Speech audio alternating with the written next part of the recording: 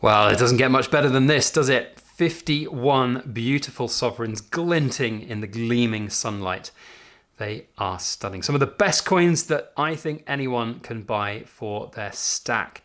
And I have absolutely no regrets buying these coins at all. They are some of the best out there. They're fractional, they're cheap, they're low to the ground in premium, and they're capital gains tax exempt, which means you can fill your boots and make as much money as you want on these without having to worry about paying the taxman his dues.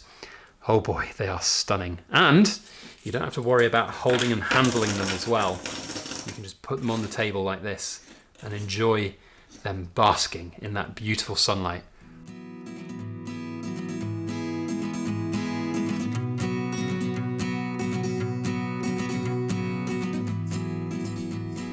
Hello everybody, Backyard Bullion here, and a very warm welcome to you all joining me for this week's Precious Metal Ramble, where we have down-to-earth discussions about all things precious and shiny.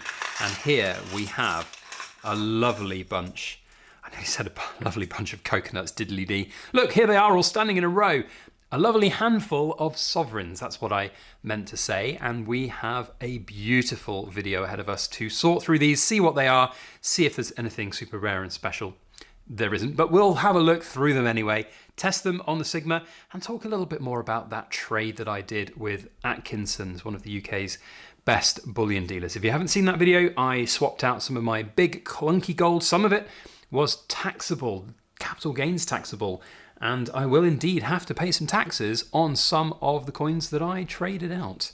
So we'll talk a little bit about that and the also stupidity of some people out there that think and have said in public forums on YouTube comment sections that I should just not pay my taxes on those coins. But that's not how the world works. We'll talk a little bit more about that and the reasoning behind it and some logical thinking about it. But I'd love to know what you think about this particular handful of sovereigns and the trade that I made with Atkinsons. So please head on down to the comment section and let me know what you've got to say about these beautiful, beautiful coins. So without further ado, let's get on and test some sovereigns. First, actually, before we get the Sigma out, I do want to do just a very quick sort of these to see all the different types. Now, with the trade that I did with Atkinsons, it was very much a case of I'll just have the best value sovereigns that you've got. So I didn't make a specific request for older years. I just wanted, weight for weight, the best deal that I could get. There have been occasions where it's a bit potluck and you get some Victoria ones. I did a trade last year with Atkinsons and I had some Victoria sovereigns and King Edward sovereigns,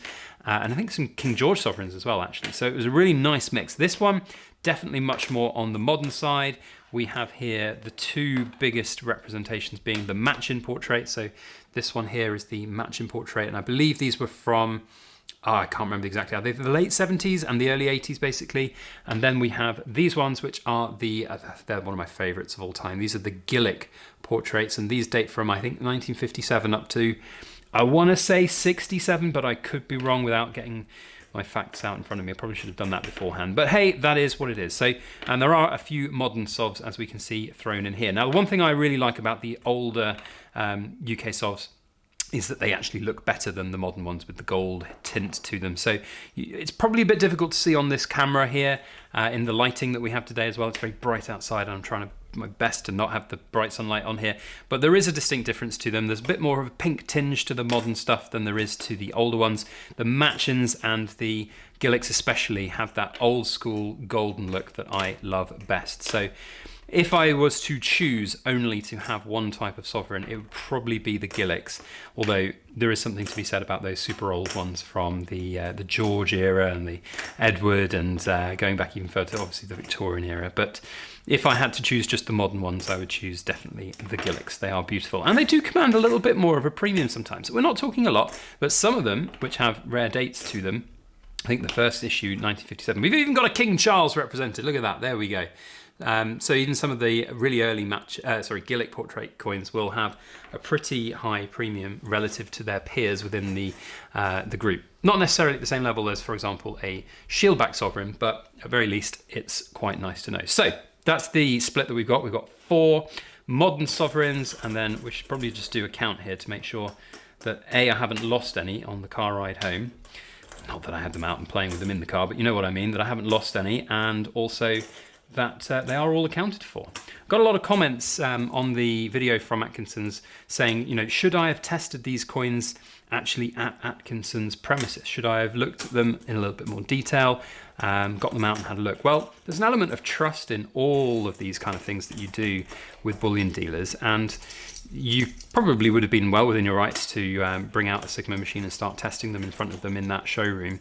But there's an etiquette that goes along with these things as well, and for me it wasn't really about not that I didn't not trust them, so I didn't really see a reason to need to. And I also know from past experience of having dealt with them for so many years that if I come across an error coin or there's something in this Sigma that's not quite right, I will just go to them and say something to them about it, and they will sort it out. Of course they will, because that's what they do best. So we have got here, so it was 24 there. We've got 23 here and 4 there. So that's, yeah, there should be 51, so hopefully the maths is right. So 24 plus 23 is 47, plus that is 51. Oh, I realise those are off camera, so there we go. We have the correct number of sovereigns. I can see if I can cover up this horrific lighting that's going on here. There we go, we've got a big cardboard box in the way. Right, all present and accounted for. Now, before we test these on the Sigma machine, I suppose it would only be fitting to just throw in a little word from today's sponsor, Trusty Metrics. Testing your precious metals and making sure that they are indeed precious is really important. And to that end, I'm very happy to partner with Trusty Metrics, who are the UK's exclusive supplier of the Sigma precious metal verifiers. But it's not just the UK, they can supply all around the world, and they are really good at what they do. The machines are fantastic, and I stand by them as incredibly valuable pieces of kit to have for any stacker or small business or big investor. Whether you are testing gold on the investor model or testing big 100-ounce silver or indeed gold bars, they can test up to those big chunky gold ones as well. These machines will not let you down. They are fantastic and they are really good. They've helped me grow my business over the last few years to levels that I thought I wouldn't really ever get to. So go and check out Trusty Metrics. You can go and ask them any questions about the products, the different machines that they've got, and everything that you would need to know. All of their information is on the website, as well as all the different machines that they've got available for sale. So go and check them out. And as I said, they ship worldwide, and they'll help you test your stack. If there's something you're not sure about, their customer service is second to none. And I can highly recommend them, the team, and these machines. So go and check out Trusty Metrics. Links are down in the description box below.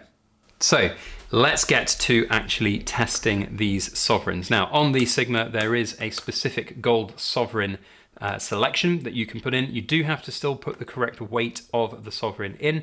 And one of the questions I get asked a lot is, why a sovereign and not like a 1/4 ounce gold Britannia, for example? And the answer is that the 1/4 ounce golds, I've always thought, unless you can buy them at spot price, they're a bit of a scam, because they often end up having a price point of well in excess of 10% of spot. And part of me has always been, well, surely the whole point of a gold investment is just to have something as low to the ground and easy as possible to, had me worried there for a minute, that little flick in the red. You know, you just want it to have something as low as possible to the ground in terms of that premium. And 1/4 ounce gold, 10th ounce gold, they often have that high premium attached to them. I say high premium, 10% on gold is massive. And if you think about the potential for it to impact your investments down the line, that is a big deal. And we will show a little bit of the maths on that side of things as we go. I'm not going to necessarily go through every single sovereign here on the table. Or am I? Because I suppose I really should. So guys, because there'll be some conspiracy theorists out there that go, oh, maybe you've got a fake from Atkinsons and you're not telling us about it. But I will go through each one as I go. But let's talk a little bit about the capital gains tax situation here. So I have traded some gold for this. So no money actually left Atkinson's bank account, came into mine, and then I didn't then send the money straight over to Atkinsons. It was just simply a case of, I told them the gold that I had.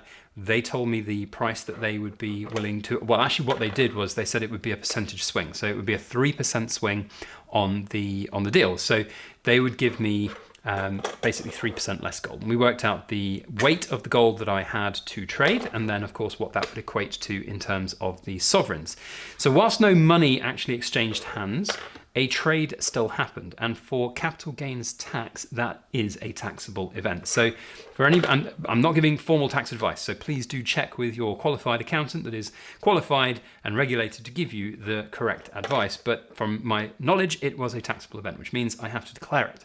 Now, the silliness of this whole world. I lost all my gold in an unfortunate boating accident is one of my favourite phrases that I cringe at every time I hear somebody on the internet say it. There is no rhyme or reason to wanting to hide these things. From a logical perspective, you will get caught out at some point. I can almost guarantee it, especially if you're dealing in larger numbers. It's not a case of whether you will get caught, it's a case of when you will get caught, especially in the world of this modern banking system we have, because I will almost guarantee you that if I, at some point down the line, had these 51 sovereigns and I sold 51 sovereigns to 51 different individuals over a short period of time, my bank, and it was all in my personal account, remember, because these are personal investments, these are not business assets. I'm not here to trade in sovereigns. I pour silver for a living. I don't trade coins. So my bank would then have questions for me, maybe. If they didn't have questions for me, they would potentially just go and report that money to HMRC, which, having done some research and without giving financial advice, they can and they probably will do. And then HMRC might put you on their radar, and HMRC will assume the worst. And they will say you're trading or you're not declaring the right things if it's capital gains tax coins and you haven't done it. So from my perspective, I am very much in favour of doing things the right way, especially when you're trading with a business as well, like Atkinsons. So Atkinsons gave me an invoice. I have a record of sale from the coins that I sold to them. I have an invoice for the coins I purchased from them. That one stayed on the red for a long time, didn't it? That one gave me a shock. So it is an interesting thought experiment for some people to go, I'm not going to declare my capital gains taxes.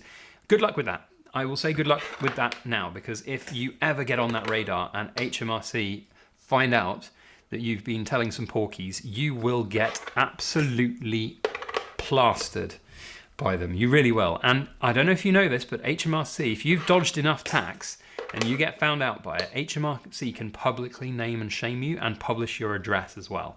So yeah, be warned. HMRC do not mess around. And it is certainly something to think about if you are in this game. So from my perspective, there is tax to pay, and I don't mind about that. And the reason I wanted to cash out now is because, or earn some of them now, is because I'm taking advantage of some of my losses that I've made in previous years. Not on gold, but on stocks and shares. It happens. Sometimes you pick a wrong stock and then you've got to move the money on to somewhere else, or you put the money in something else because that's got more potential than the recovery that you might be waiting for years, decades almost on certain things. So I cashed in some losses, and on my tax form it'll end up that I don't end up paying any tax, but I will be paying my dues, if that makes sense. I will be doing the calculation, I will be sharing with HMRC the data, and I will be declaring that on my tax form. I will then be bringing forward some losses from a previous tax year to mitigate the fact that I don't then have to give HMRC any physical cash, which also means that I don't have to find the cash and sell some of my gold like these sovereigns to pay that tax bill. So there are definitely a lot of benefits from the world of capital gains, and sovereigns are the one for me for going forwards. They're capital gains exempt. It means I don't have to worry about this stuff in the future. I can just trade all of my capital gains tax coins for other things down the line. So, you know, the people out there who will say to you, oh, you're stupid, Backyard Bullion, for declaring your taxes. Why, the HMRC would never know. Yeah, there's a good chance they will. And yeah, there's a chance you might get away with it. But if you don't, you're absolutely buggered.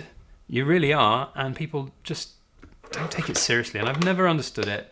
Like, one of the whole principles of gold investments and buying gold and having gold is to get away from all of this crap so that you don't have to worry about looking over your back at the man and his bank account and trying to take the money from your bank account. But if you just suddenly get in trouble with HMRC over something so simple as just paying a bit of tax. And like I've said right at the beginning of my stacking journey, I remember doing videos on this going, I've bought these coins, they're not capital gains exempt, and you know, I think that it'll be fine. I've got an annual allowance every year to sell them, and that's what I'll be using every year for some of the other coins I've got. But you know, if you have to pay capital gains tax on a product, it means you've made a lot of money.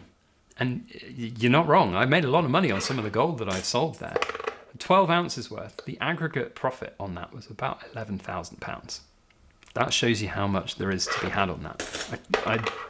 I'm not joking. It was a good amount of profit. Not all of that profit is taxable, because there were some tax exempt products in that batch.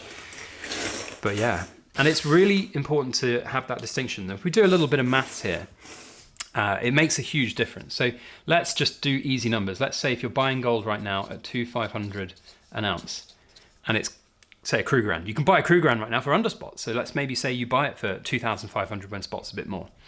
And you buy, I don't know, some sovereigns, equivalent amount of sovereigns you buy for 2,600. Let's say we're doing our little experiment here of 2,600. Spot is 2,600, right? You buy an ounce of gold that's CGT. Oh, CGT, there you go. And then you've got an exempt product here.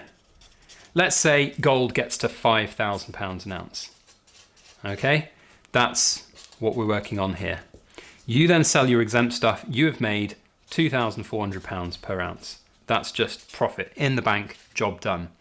On this one here, you've made 2,500, but if you're a higher rate taxpayer, at the moment, it can definitely change. You give 24% of that away to the government for the pleasure of having owned that coin and made money on it.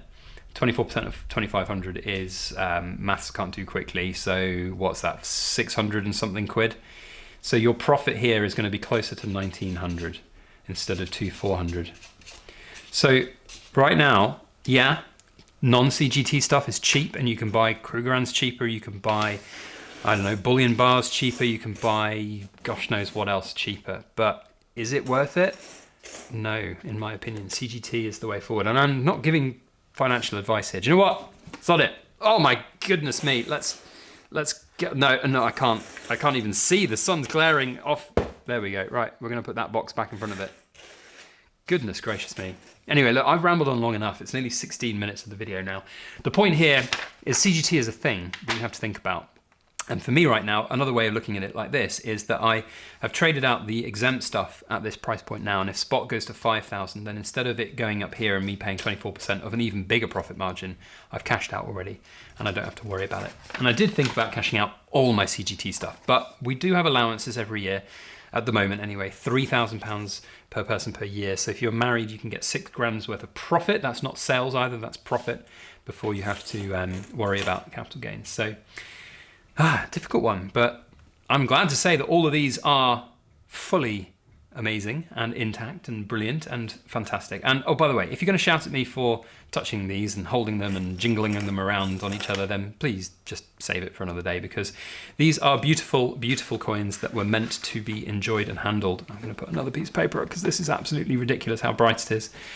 So yeah. Anyway, in the comments section, what I want you to do if you're a cool kid club is quote me today's spot price for 51 sovereigns. If you get the answer right, I will pin your comment, and maybe one day I'll choose it randomly for a Cool Kids Club prize. We'll see. But anyway, that's it from me. Thank you all for watching. We'll see you on the next video. As always, please make sure that you like, share, comment, and subscribe for more.